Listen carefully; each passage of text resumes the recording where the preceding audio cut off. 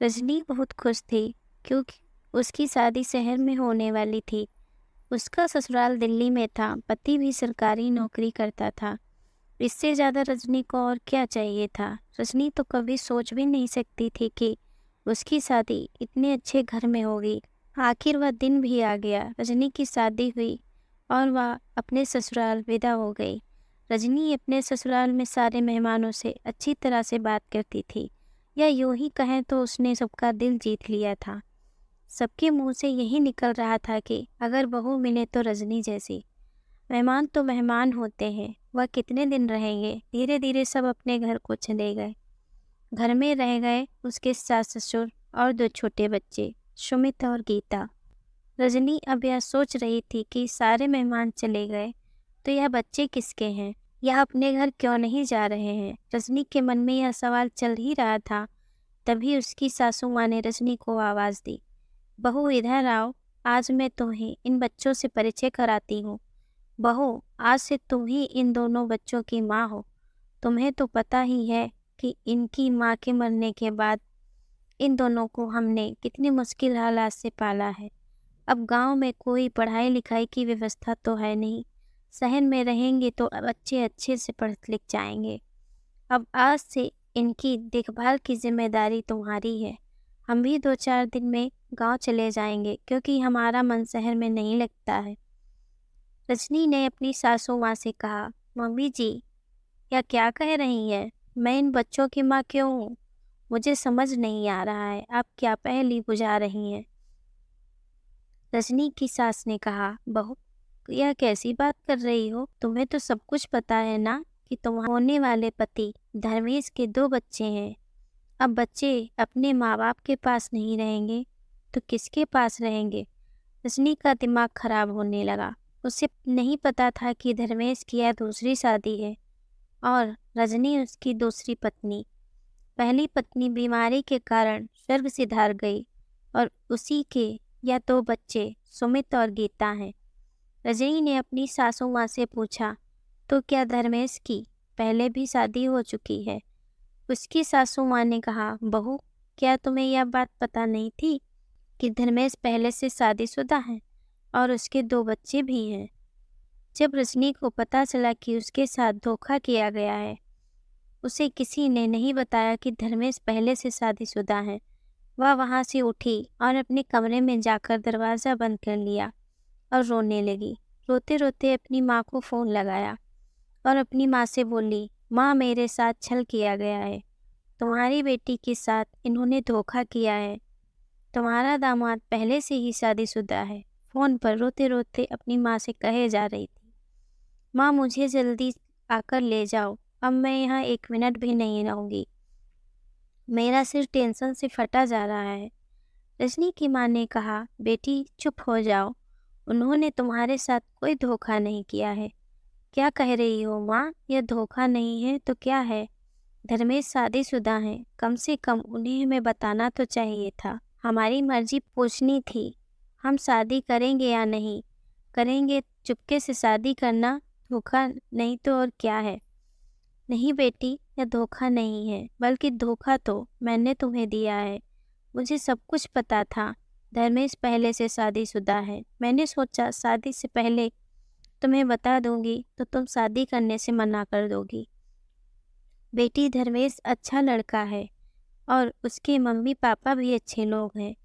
लोगों की ज़िंदगी में हादसा तो होता रहता है और अभी धर्मेश की उम्र ही क्या हुई है। बेटी, इतना अच्छा रिश्ता तुम्हें कहीं नहीं मिलता। सरकारी नौकरी करता है और क्या चाहिए तुम्हें? उन्होंने 1 रुपए दहेज भी नहीं लिया, बल्कि तुम्हारे छोटे भाई की इंजीनियरिंग की फीस भी दामाद जी ने भर दी है। बेटी, एक माँ को और क्या चाहिए? तुम्हें अच्छा घर मिल गया और उसकी वजह से तुम्हारे भाई बहनों की भी ज़िंदगी बन गई। तुम्हें तो पता है कि तुम्हारे पिताजी के देहांत के बाद कितने मुश्किल से मैं घर चलाती हूँ। मेरी औकात नहीं थी इतने बड़े घर में शादी करने की। बस चुपचाप तुम वहीं पर रहो। रजनी चुपचाप अपनी माँ की बात सुन रही थी। उसके बाद उसने अपनी माँ से कहा, माँ, तुम यह क्यों नहीं कहती हो कि तुमने अपनी बेटी का सौदा किया है। भाई की इंजीनियरिंग की पढ़ाई करने के लिए तुमने मुझे बेच दिया है। माँ, मैंने कभी भी नहीं सोचा था कि माँ भी स्वार्थी होगी। माँ तो ममतामयी होती है, अपने बच्चों का दुख समझती है, लेकिन तुमने तो मुझे ज़िंदगी भर का दुख दे दिया। तुमने एक बार भी मुझसे नहीं जानने की कोशिश की कि मेरा मन है कि नहीं। अगर मुझसे एक बार पूछ लेती तो मैं शायद मना भी नहीं करती, लेकिन तुमने मेरे साथ छल किया है। आज के बाद मुझे कभी फ़ोन मत करना। तुम्हारी बेटी मर गई। रजनी का पति धर्मेश जब शाम को ऑफिस से घर आया तो उसकी माँ ने दिन में जो कुछ भी हुआ वह सब कुछ बता दिया और बोली कि रजनी बहुत गुस्सा है। उसकी माँ ने तुम्हारे बारे में नहीं बताया था कि तुम शादीशुदा हो। अब जाओ और रजनी को समझाओ।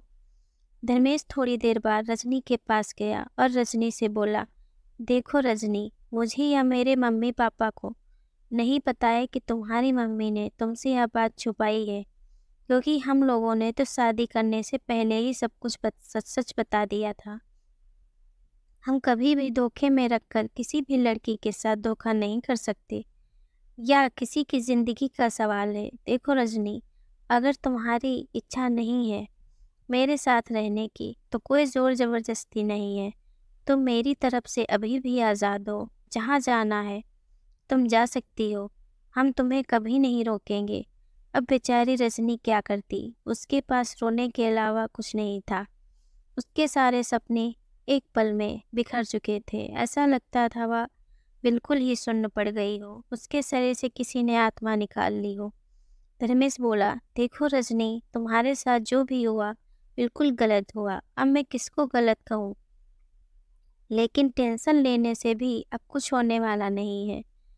अब तुम्हें यह फैसला करना है कि तुम्हें अपने जीवन में क्या करना है।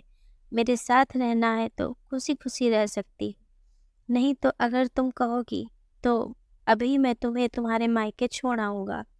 रजनी ने मन ही मन सोचा, अब मायके जाकर क्या करेगी। जिस माँ ने पैसे की लालच में मेरी शादी कर दी हो, उस घर में जाने से कोई फ़ायदा ही नहीं। रजनी की सास भी वहाँ पर आ गई। उन्होंने रजनी से कहा, देखो बेटा, अगर तुम्हें धर्मेश के बच्चों को अपने साथ रखने में परेशानी है तो कोई बात नहीं, हम बच्चों को अपने साथ गांव लेकर चले जाएंगे। जैसे इतने दिनों तक पाला है और भी पाल लेंगे, लेकिन तुम अब धर्मेश को छोड़कर मत जाओ। धर्मेश बहुत अच्छा लड़का है। मैं इसलिए नहीं कह रही हूँ कि यह मेरा बेटा है, वाकई यह बहुत अच्छा इंसान है, तुम्हें खुश रखेगा, लेकिन मेरे बेटे को मत छोड़ना। यह तो शादी करने को तैयार भी नहीं था। हमने कितना मनाया तब जाकर शादी करने को राजी हुआ। रजनी, एक बार तो मेरे बेटे का घर उजड़ ही गया है, दोबारा से मत उजाड़ो। मैं अपने बेटे के लिए तुमसे उसकी खुशियों की भीख मांगती हूँ। तभी बच्चे भी कहने लगे, हम लोग दादा दादी के साथ गांव चले जाएंगे। नहीं मम्मी, रजनी ने सोचा, अब वह अपने मायके तो जा नहीं सकती। अगर यहाँ से जाएगी तो भी कहाँ जाएगी। अकेली औरत जार शिकार की तरह होती है। जैसे ही घर से बाहर निकली, लोगों को पता चल जाए कि उसके आगे पीछे कोई नहीं है, फिर तो उसको नोचने के लिए कितने भेड़िए पड़ जाते हैं। उसके शरीर के हाड़ मांस का भी पता नहीं चलता। उसकी दिल से आवाज़ आई, रुक जाओ रजनी, अब तुम्हारा यहाँ रुकने में ही भला है। अब उसके मन में सकारात्मक सोच आने लगी और सोचने लगी, अगर मेरी शादी किसी कुंवारे लड़के से भी हो जाती तो यह क्या गारंटी है कि वह मुझे बहुत प्यार करता। प्यार तो मुझे धर्मेश भी करते हैं, उनकी माँ और बाबूजी भी मुझे पसंद करते हैं। रही बात बच्चों की, तो उन्हें मैं अब गाँव नहीं जाने दूंगी, क्योंकि इस दुनिया में माँ का दर्जा बहुत बड़ा होता है। मैं उन बच्चों की माँ हूँ, चाहे सौतेली माँ ही सही। बड़े होंगे तो बच्चे मुझे कभी माफ़ नहीं करेंगे। रजनी ने बच्चों से कहा, अब कोई नहीं जाएगा गाँव, सब यहीं रहेंगे, तुम्हारे दादा दादी भी यहीं रहेंगे हमारे साथ। धर्मेश के बच्चे कुछ दिन तो रजनी से सहमे सहमे रहते थे, लेकिन कुछ दिनों के बाद लग ही नहीं रहा था कि वह रजनी के बच्चे नहीं हो। रजनी के आगे पीछे घूमने लगे। रजनी को माँ होने का एहसास होने लगा। जब बच्चे रजनी को माँ पुकारते तो उसका दिल प्यार से भर जाता। माँ शब्द ही ऐसा होता है जिसमें प्यार और सम्मान छुपा होता है। रजनी समझ गई थी कि जीवन में जो खुशी प्यार और अच्छे रिश्ते से हासिल की जा सकती है वह बेशुमार धन दौलत या ऐशो आराम से भी नहीं मिल सकती। धर्मेंद्र और उसके घर वाले रजनी को बहुत प्यार करते थे। वह इस घर की बहू कम बेटी ज़्यादा बन गई। रजनी को अब कभी यह एहसास ही नहीं हुआ कि वह इस घर की दूसरी बहू है। रजनी उन बच्चों को प्यार में इतनी कायल हो गई, उसने धर्मेंद्र से कहकर यह फैसला ले लिया कि वह अपने कोख से बच्चा नहीं जन्म देगी, नहीं तो अपने बच्चों के लालच में इन बच्चों के साथ शायद न्याय न कर पाए, उनके साथ सौतेला व्यवहार न हो, इस वजह से उसने यह फैसला ले लिया। लेकिन रजनी की सास ससुर ने रजनी को समझाया, नहीं बेटी, हर औरत को जीवन में माँ बनना चाहिए। अगर ईश्वर की मर्जी से माँ नहीं बने उसका तो हम कुछ नहीं कर सकते, लेकिन कोशिश जरूर करनी चाहिए। एक औरत तभी पूर्ण होती है जब उसके कुख में एक नई जिंदगी जन्म लेती है। कुछ सालों बाद रजनी ने भी एक लड़के को जन्म दिया और उसके बाद उसने अपना ऑपरेशन करा लिया। रजनी धर्मेश के पहली पत्नी के बच्चे और अपने बच्चे के साथ हंसी खुशी अपना जीवन बिताने लगी। दोस्तों, अगर मेरी कहानी पसंद आई हो तो मेरे चैनल को लाइक सब्सक्राइब करें। धन्यवाद।